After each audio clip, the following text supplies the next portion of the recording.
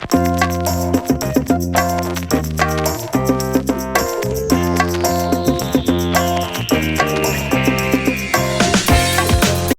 now, this is Phil from Race City Retro, and today we're putting this Dodge to bed, to rest, finishing her up, putting her all together, final assembly. Thanks for clicking on this video, and I want to go through a couple things on this kit. First of all, it's been a really good build. It's a really nice kit. Very simple, nothing too crazy, nothing to worry about, but I just want to provide some pointers for people, show you how I did it, and just some things to look out for. And today we're going to final assemble this model and put it all together and finish her up. Starting with the body, I'm building this particular kit as a basic work truck, nothing fancy. And back then, you didn't have a lot of trim on these trucks, especially with the work trucks. They gave you some nice decals for the emblems, which was great. I used my chrome pen just to do the one piece of chrome. Everything else around the windows is black rubber on these trucks. Wipers would be aluminum on these trucks. They're not really blitzy chrome. And another thing I like to do is just do a little outline of the doors. I don't use paint to do that. What I'll use, you can get these right from Hobby Lobby. Actually, they just had them on sale too. They marked a lot of stuff down, and what I like to use is these graphic illustration markers. These used to be called a rapidograph pen, like if you were an engineer or somebody who inked things out. I've used them in art for years, and you had to fill them yourself, but these are already filmed. If you look at the tops, they come in different sizes, which works out great. And what I'll do with the cars, now here's one pointer before I even start. If you waxed your car where you have some compound or something, just use a toothpick or something to clean out the cracks. Okay, and what I like about these is that it's not an overpowering black. It looks like just the right amount of detail where it looks like that door can open at any minute. It looks so realistic. And I'll use, let's see, these are my two, the 1.1 for most door jambs. It works out perfect. And if you look at the tip of this, it's just like a real sharp marker slash pen, but it's got illustration ink, which is pigment ink in it. It's really strong black ink. And what I like is they drop right into the door jambs, like perfect. See, if you get a little like I just did there, you just wipe it off, because this takes a second to dry, whereas paint, you can't do that. But once you put it in, this size that I have here fits perfect. And you can go over it a couple times and just let it dry. And when it dries, it's waterproof. So do that after you polish your car. Clean out your door jambs, run this pen through the jambs, and then I use the smaller one up here to fill in the vents. Just, you want to give things a little depth, and it just makes it look more realistic. Like that. Another thing I'll do too, I never put any kind of mirrors on or antenna on till the car's completely done. That's the last thing I'll do, is glue on the mirrors, glue on an antenna, put it in the case, it's done. Because if I had these on now, every time you move, you knock the mirrors loose. So that's just a pointer. That's just the way I do it. I mean, you can do it however you like. But we've got the black rubber, we've got the wipers done, and that's really the only chrome. You're going to see that on the bumpers on the vehicle. And the door handles, but those I paint as well. I don't like bare metal foil on door handles. Really doesn't look good. It always looks clumped up. What I did with the grill, believe it or not, if you put a shot of clear coat, spray clear coat over chrome, it dulls it a tick. These grills were they were chrome, but they weren't like bumper chrome. They had a little dullness to them. And I just washed the black out in the grill and did some turn signals on it. I also put a little clear cement over the chromes just to give it a little lensy type look on the grill. Okay, rear tailgate, just the white Dodge logo. There you go on that. And let's see, let's talk about some other stuff here. Okay, give me a second, let me move some stuff around. Okay, here's the chassis on this. Now, when it came to doing the engine, I wanted to take a look at a bunch of stock stuff. We had used our manual for the exterior stuff, and then I had mentioned in the original videos, if you get yourself a factory manual, works out great. You could buy these on eBay, gives you all the finer details of stuff, really works out good, but they do not have an engine compartment picture in this. So I looked up a couple low mile trucks and they all had the same setup. They had the body color firewall, body color tubs. This is the correct blue for a Chrysler late 70s engine. And I did, out of the parts box, put a single snorkel big air cleaner on it because that's what these things had. They give you this little tiny looking air cleaner. It's not a factory air cleaner. It was just a simple change I could make just to make it look more like the correct original air cleaner. And then on the bottom, now don't get confused with this kit. The instructions aren't the greatest. I think they may have had a 4x4 offering in the works because there's a lot of extra cross members. There's a transfer case that comes with it. There's some wacky stuff that comes with it. So don't think like, oh, I'm missing parts on here. That's just for the other version of the kit. And basically it's a satin black, which is what they would have used back then. Aluminum transmission, the blue on the motor. Let's see what else. Gas tanks, aluminum, exhaust. I did a steel on the pipes because the pipes back then weren't aluminum. They were metal. Aluminum on the muffler. Some copper shocks. I always like to do my shocks in a decent color just to give them a little accent. And one of the things I did do was put some aluminum on the dog dish because these caps were spun aluminum. They were not chrome blingy unless it was an earlier model with the red line chrome, the earlier muscle car caps. Those were blingy. But once they got to these work trucks, they were using the flat aluminum caps, which were for the fleets, and Chrysler did those so that you could paint them if you wanted to, and the regular spun aluminum caps. And I just wanted the black steel wheels with the white lines, just like a real late 70s work truck look. And one of the things you got to think about when you see your chassis like this with the cutaways, you know your interior cup is going to shine through. So always remember, paint your interior cups on the bottom so that when they go into place, and you look at the bottom of the vehicle, you don't have a big white spot glaring through. That's one of the things, when you pre-build, you got to think about and check out when you're doing your original fit. Before you build anything, before you paint anything, test fit everything. This way, if there's anything that needs to be modified, you can modify it easily. You don't want to paint this car, do this, do that, and put it, and then, wow, body don't fit, I got to trim something. Interior, just basic. I use classic black testers for vinyl interiors. It just gives it a real nice sheen where it looks like vinyl. And the interior is pretty basic. On the dash, what I'll do is pick out the gauge stuff and I put a little clear plastic cement over each gauge. That's this stuff.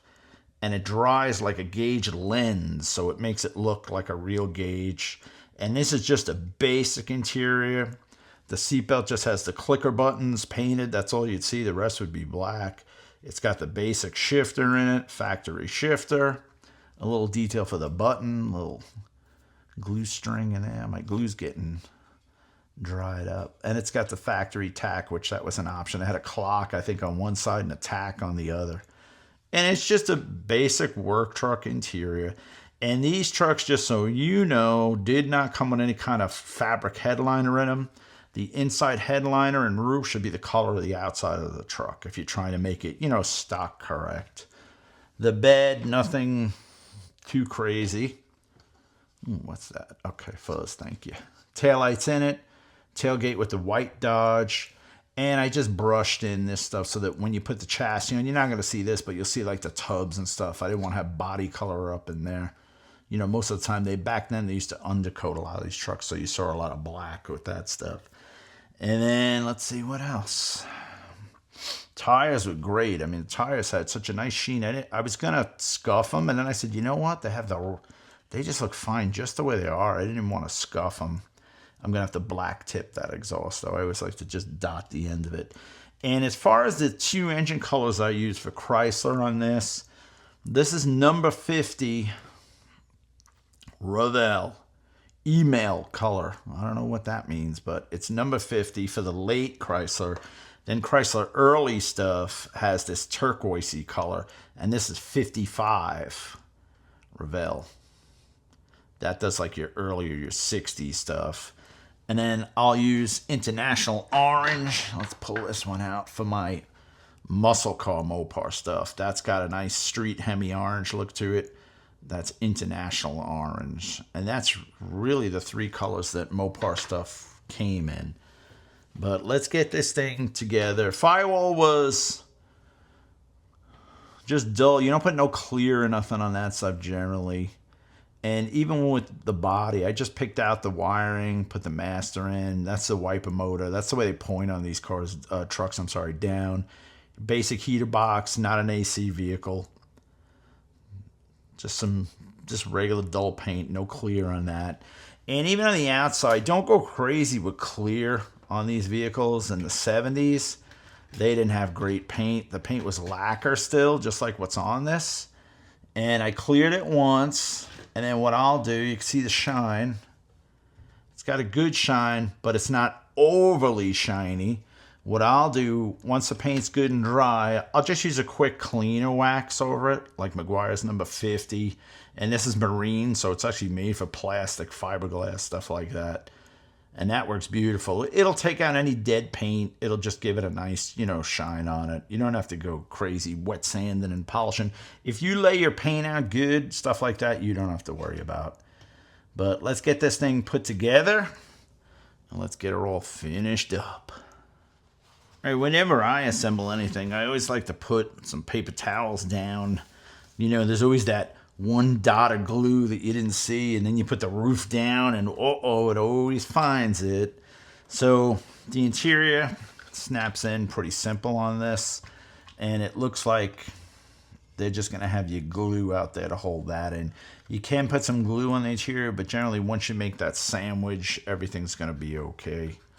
All right, so I've got the interior in this thing. I glued the firewall to the front of the interior cup, and by the looks of these two tabs, it looks like you're going to drop them right there on the chassis. The windows are already glued in, so we're going to flip this and try and line them up, getting the body in as well. Let's see if this is somewhat doable. Probably not. There's really no way to hold, but let's start. Pickups are a little tricky because you got to do this sandwich in the front. There we go. That looks good. And you got to try and line everything up as good as you can. Let's see if we got those lines in the neighborhood. Yeah, we did. Well, that worked out great. There we go. And look at your wheels in the wheel well. That'll kind of tell you what's going on. All right, so the cup is holding down to the bottom. We got our firewall in. Let's make sure that's straight off the body. And this is, this is an old kit. It ain't the greatest of the great as far as fitment. And I knew that from when I test fit it, but it's doable. This front radiator support has these two dips there. And when you put this thing in, you'll see it's got like a voltage regulator that fits inward. So this is going to go in here. And wait till you put the truck together till you put this in. And that just sits over the radiator like that.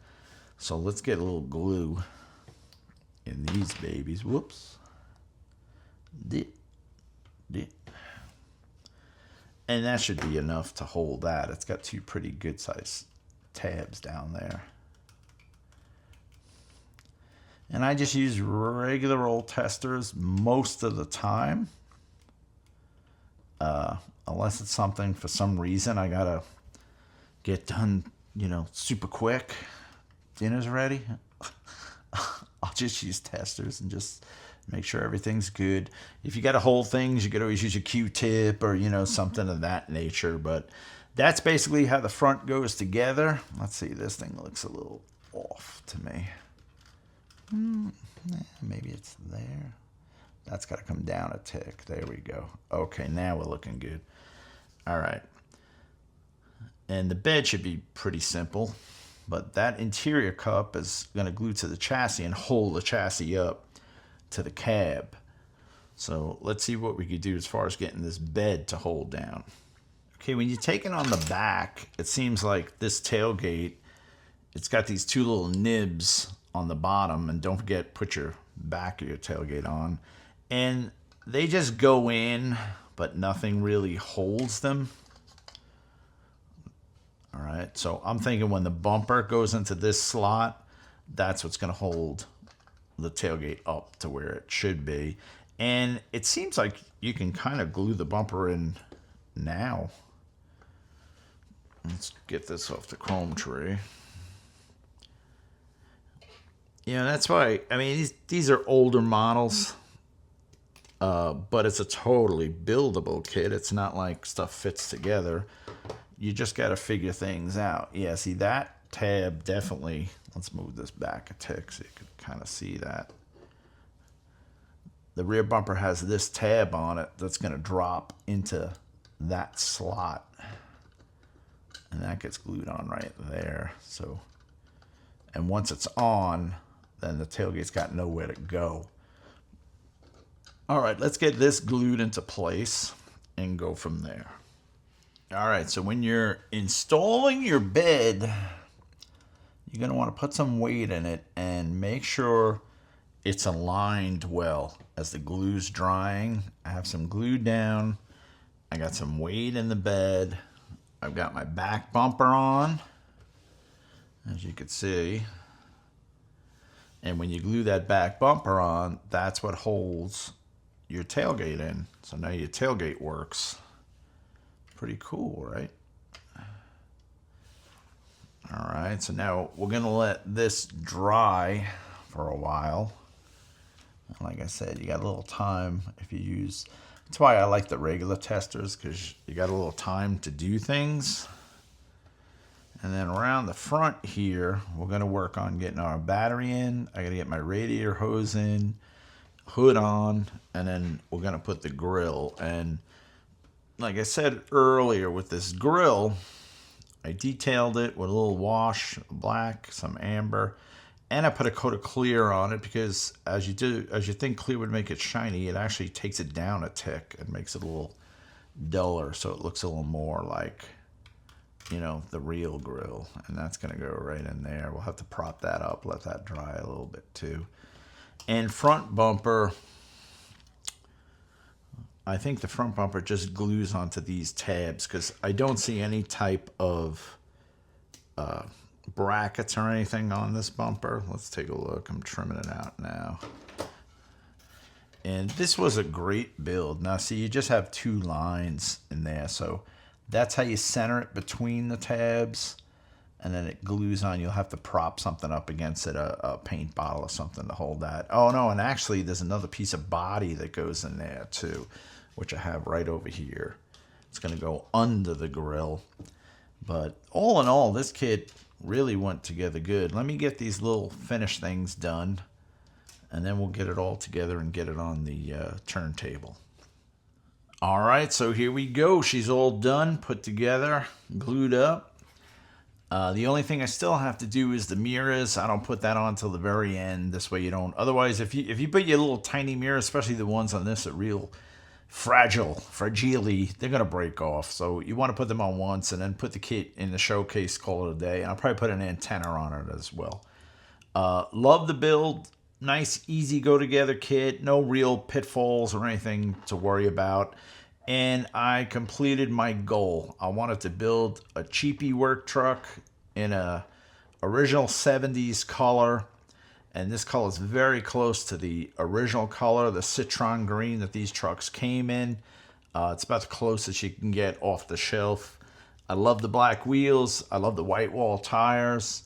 I love the aluminum hubcaps because these shouldn't be blingy on this truck. They stopped using those after like 74, I think was the last year they used the red stripe caps, the muscle car ones, which are chromy. And after that, all aluminum stuff. But looks great. Love the Dodge decal on the tailgate. Tailgate works. I like the red lenses with the chrome units that they're in, the taillight housing. Nice plates. They gave you a choice of plates with this kit. And the one thing I got to do is I just noticed before, I got to dot that with some silver because it's a bed light, so it's going to have a clear lens on it. So I'll just make it silver. But looks real good. Like the way it came out. Good looking kit. And like I said, I achieved the goal I was trying to achieve. Just build a cheapy work truck, good diorama truck, good tow truck, cool piece. You could put some stuff with it. It comes with a mini bike or something. No, does this one come with a mini bike? I think it does. Comes with a mini bike, a jack, some tools. You could really make a great work truck, letter it up on the doors. But hey, listen, I want to thank you guys for supporting the channel, Race City Retro, and coming along with me on this journey. Lots more models to build, kit reviews, catalog reviews. We got a lot of stuff coming. So, man, be sure to subscribe. It's free. Don't cost you nothing. It just lets you know when we put something new out, and it lets YouTube know that you like model car stuff. And please check out our web store, racecityretro.com. Lots of cool stuff there. Over 1,000 items to choose from there, automotive related. And thank you for coming along, man. Get over to your model car bench and build something cool.